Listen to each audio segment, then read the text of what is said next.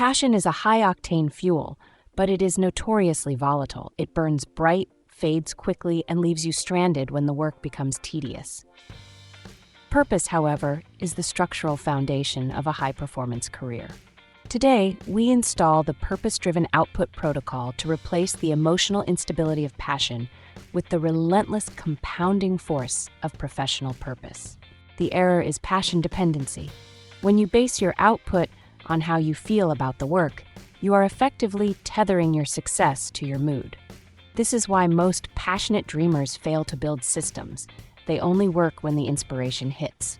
To scale, you must implement purpose-driven logic. Purpose is not an emotion. It is an objective mission to provide specific value to a specific market.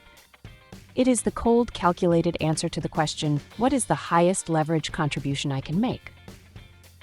Next, execute the value exchange audit. Passion is about what the work gives you, a feeling of excitement, validation, or identity. Purpose is about what the work gives to the system, efficiency, revenue, or innovation. To get rich, you must stop optimizing for your own emotional gratification and start optimizing for market demand. When your mission is built on solving a high-value problem for others, the market pays you for the solution, not your enthusiasm. Finally, practice iterative refinement. Use your passion to initiate the cycle, but use your purpose to sustain it.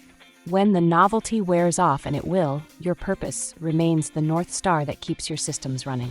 You don't need to love every task. You only need to ensure every task serves the mission. Stop chasing the fleeting high of passion. Build a system of purpose that delivers undeniable value, and wealth becomes the logical, inevitable byproduct.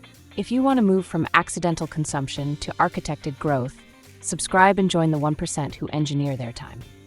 Lead with value, not busy work. This is your protocol for total cognitive control.